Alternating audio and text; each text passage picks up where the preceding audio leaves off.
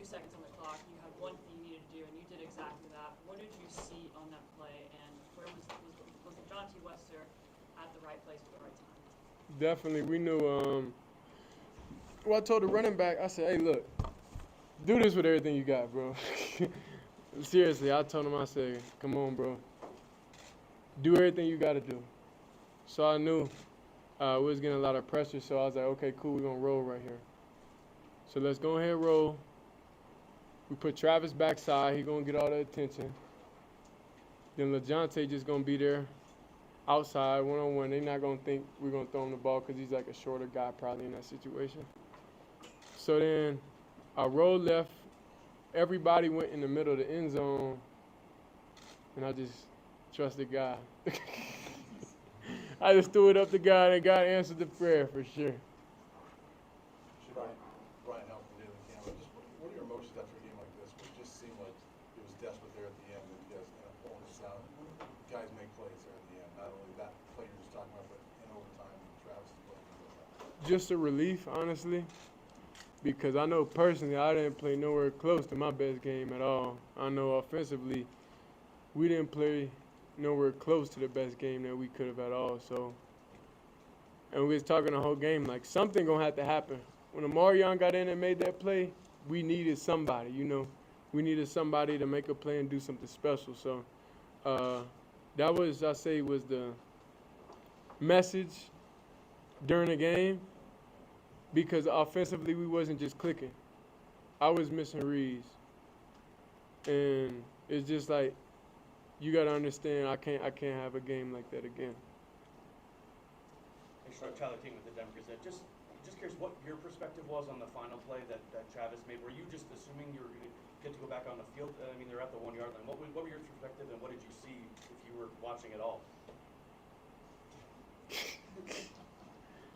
I know exactly what y'all was seeing. I said the same thing. I was like, okay, we've been here before. We got experience, at home, overtime. And then what's crazy is I said, hey, I said early in the day, I was like, hey, come on, bro, let's win. Let's do it fast so we ain't got to go to overtime. So happens we went to overtime. But that's the truth. Like, I really did say that earlier. But yeah, it was just Travis. He told me before he went on the field, he was like, I'm gonna get a pick here. And I said, bro, make sure, bro. Make sure. Y'all do everything y'all can. And then he made a play, which was amazing. But that's stuff Travis does. So a couple weeks ago, you said like, when was Travis' best game? Like Travis has a lot of like great stuff in him. It's just in those key moments and in those key situations that's when he brings it out. Adam. Hi, Shedeur. Adam Wilson, Tiger 24/7 Sports. You mentioned it wasn't a perfect performance. Knowing that you guys can still play better football, you'll still get a win today. What does that kind of do for you guys going forward? Well, it makes us take a deep dive of reality, knowing we can't afford to do that type of stuff again. And we definitely, getting punished. I'll say tomorrow. We're getting punished tomorrow for all the mistakes. I would say for all the penalties, just for missed throws, miss everything, misreads. Yeah. Jake next. Shedeur, you took a lot of hits tonight. Just how are you feeling physically right now? When it comes to Saturdays, I just don't care. I'll do whatever it takes to win. I know on that drive, I felt that, I would say I felt like I was getting in that mode.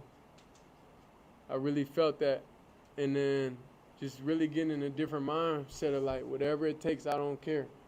Quarterback sneaks. Quarterbacks don't like those, but I don't care right now because we got to do whatever it takes to win. And that's why I'm walking down to the goal line and back like, bro, whatever it takes to win, whatever it takes to win, whatever it takes to win. And then we trusted on the guys. Micah, had his touchdown, which I'm excited for. And it's just a lot of trust going on. He was like, hey, give me it, bro. I got you. I was like, all right, I'll give it to you. And then he did what he was supposed to do. He carried the load.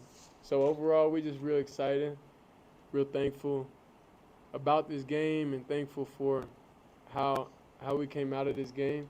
Nobody too much injured, and we got like 7 days, I don't know, to the next game. Charles Bishop, pregame show. Shedeur, wanted to ask, was there a strange sense of deja vu? You made a similar play in the Celebration Bowl that sent that game into overtime.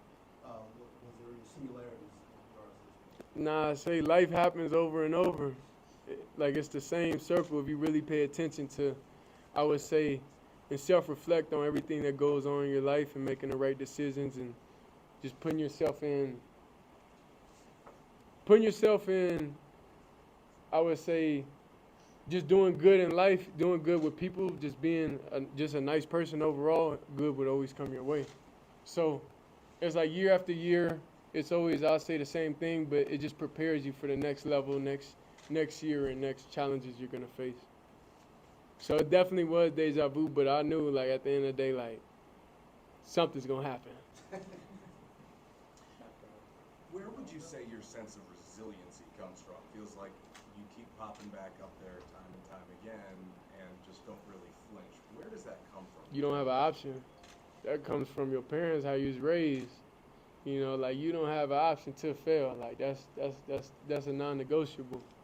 So it's like, you know, when people say, what's your plan B? No, it's only football. That's the only plan there is. I don't have a trust fund. Dad ain't set me up good like that.